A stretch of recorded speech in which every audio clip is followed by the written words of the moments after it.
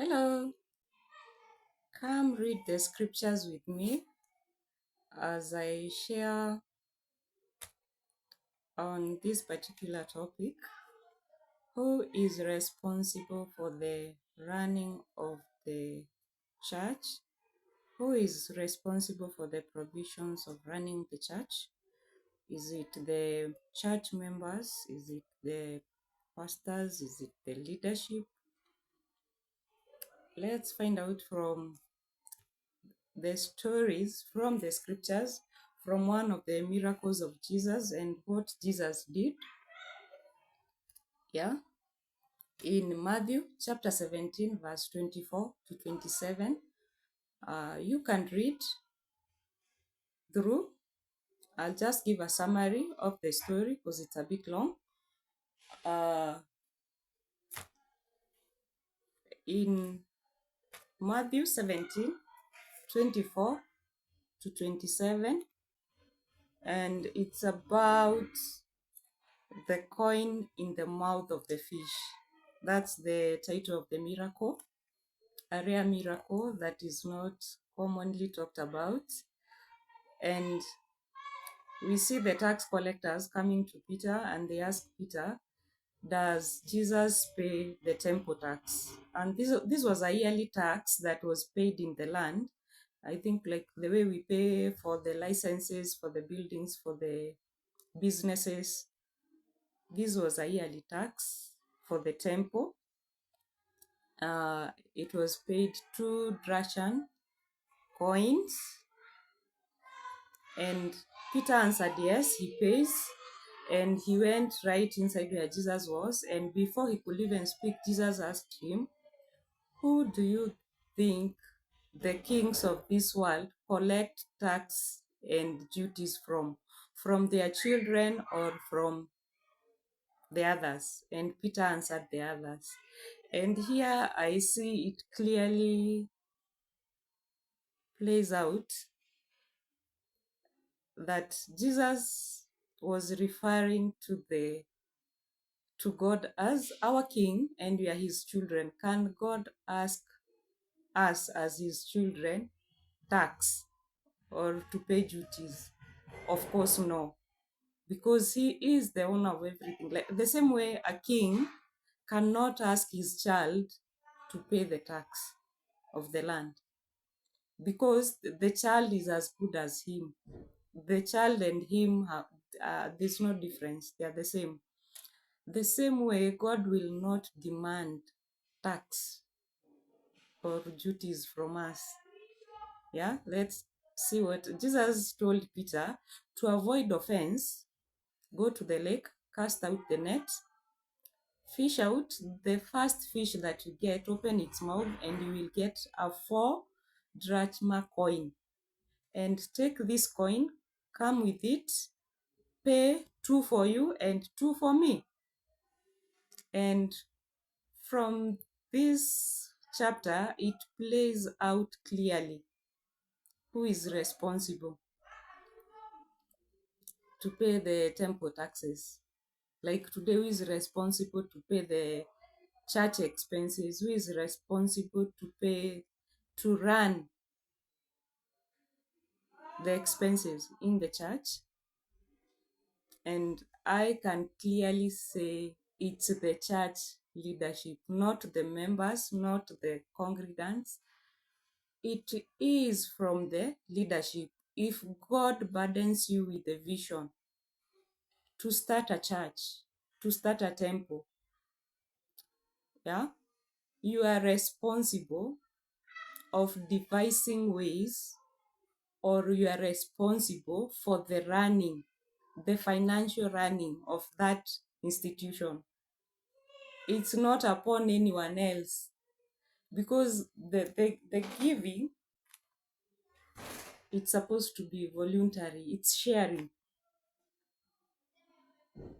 not a demand, not at a curse, because God can never curse anyone. God gives us his blessings freely. You come to Psalms 24, verse 1. He's the creator of everything. He's the creator of the universe and everything in it. So what more would God want? God will not demand anything from us. He just encouraged sharing through generosity, through a generous heart. Even in the Malachi 3:10, in the Mosaic laws, that plays out clearly, because it was to share with the Levites who had no land to farm and have animals. It was to bring those products to the church, so that to share with the needy, and so that the storehouse has none, and also as well so that whoever else in the church, if they did not have anything, they can go home with something. It's sharing. We come to the New Testament, Jesus never spoke anywhere about tithing. He only spoke about generosity, about sharing, about give and it shall come back to you. This also goes even to the talents, to the gifts that you have. That the more you share your gifts, because your gifts were never meant for you, you are meant to deposit them. So the more you share them, the more you will receive more. The more you have a generous heart of what you have, not what you don't have. God will never ask you of anything that you do not have. And that is why in the New Testament, Jesus only spoke about seek first the kingdom and its righteousness, and all these things shall come back to you. You come to look, the kingdom lies within. The kingdom is not a place, it's a realm, and it lies within our souls, within our hearts. Yeah.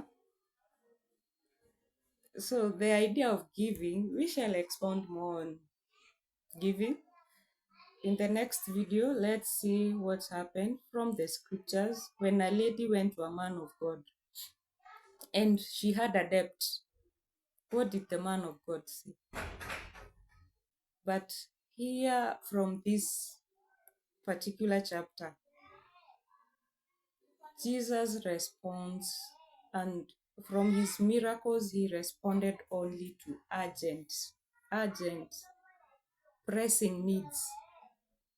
And in many of these miracles that were performed, they were performed from the little that you have. They were not performed from what you do not have.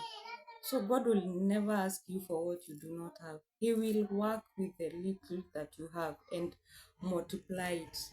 Because one of the kingdom identities, one of the kingdom principles is prosperity. The culture there is prosperity. There's no lack that God would want you to give him. No. All this, the giving in both the New and the Old Testament, they are more on generosity, on the the principle of stewardship, which is good management, but not anything with giving God because he lacks or because he wants what? No. Or giving to people? No. It is purely sharing. So if you have been burdened with the vision of starting and owning a church, no, it's your full responsibility to know how the church runs, devise ways, ideas, come up with ways how the church can generate income. I even find most buildings everywhere, they are always idle, a whole week idle. They are only busy on Sunday. Still, there are so many other ideas, yes, on multiplication and running an institution, because the bigger church is our souls. And this is where everything else flows. Even if you do not give from a pure heart, it's in vain. See you in the next video.